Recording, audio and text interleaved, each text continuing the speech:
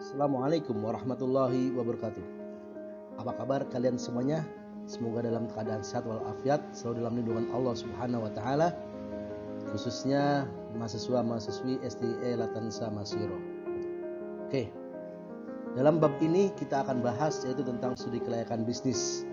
Kenapa studi kelayakan bisnis harus kita pelajari sebelum kita melakukan bisnis?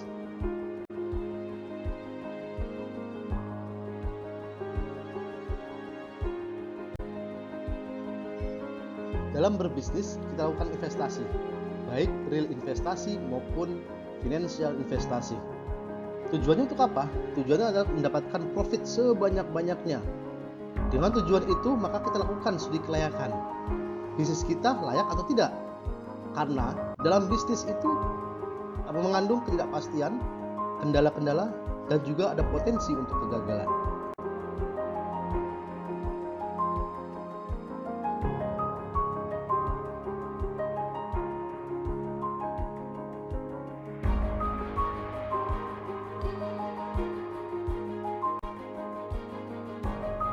Studi kelayakan bisnis adalah suatu kegiatan yang mempelajari secara mendalam tentang suatu usaha atau bisnis yang akan dijalankan dalam rangka menentukan layak atau tidak usaha tersebut dijalankan. Di sini ada beberapa hal, yaitu mempelajari secara mendalam, kemudian ada usaha atau bisnis, kemudian ada layak atau tidak usaha tersebut dijalankan. Artinya apa?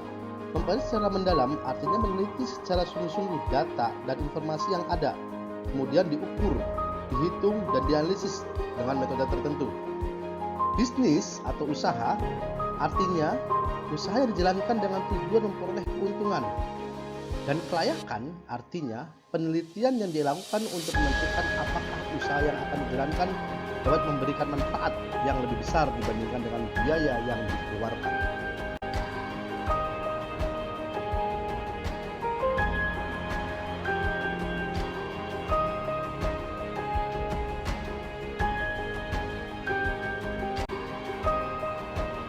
Ada beberapa faktor yang menyebabkan kegagalan usaha atau berbisnis.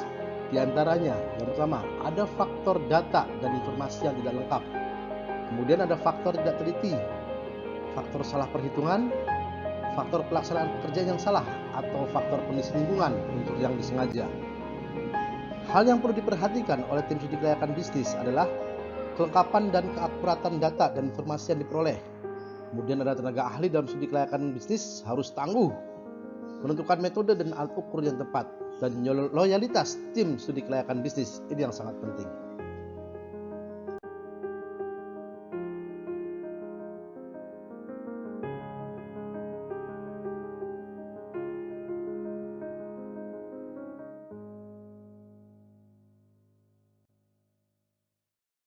Apa manfaat kita mempunyai bisnis atau usaha?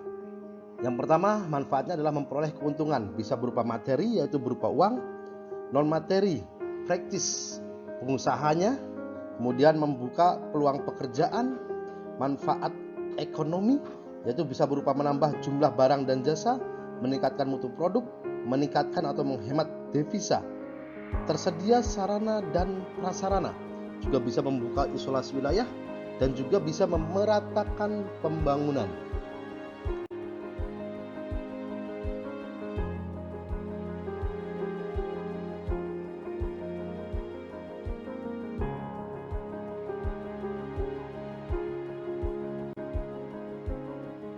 Apa tujuan dilakukannya studi kelayakan bisnis? Studi kelayakan bisnis dilakukan untuk menghindari resiko kerugian, kemudian memudahkan perencanaan, kemudian memudahkan pelaksanaan pekerjaan, memudahkan pengawasan, dan juga memudahkan pengendalian. Lalu, siapa aja lembaga yang memerlukan studi kelayakan bisnis? Bisa pemilik usaha atau kreditor, pemerintah juga bisa, masyarakat luas, ataupun pihak manajemen.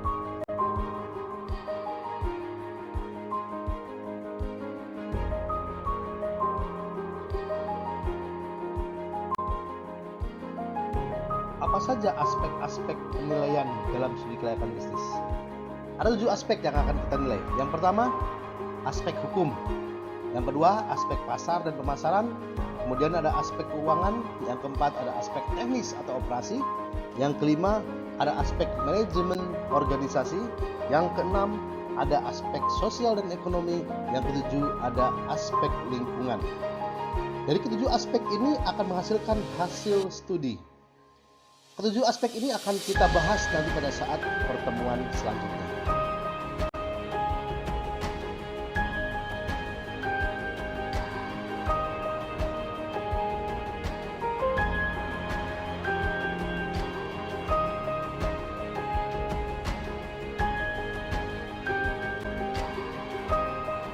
Ada tahapan-tahapan dalam studi kelayakan bisnis. Yang pertama adalah tahapan pengumpulan data. Setelah data terkumpulkan, maka data kita olah. Setelah kita olah, baru kita bisa analisis. Setelah analisis, kita ambil keputusan. Jika dalam keputusan itu tidak layak, maka bisnis kita batalkan. Tapi jika keputusan itu adalah layak, maka bisnis bisa kita rekomendasikan. Baru kita bisa laksanakan bisnisnya.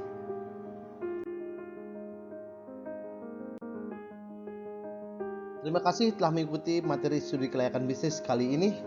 Jangan lupa follow media sosialnya dan terima kasih. Assalamualaikum warahmatullahi wabarakatuh.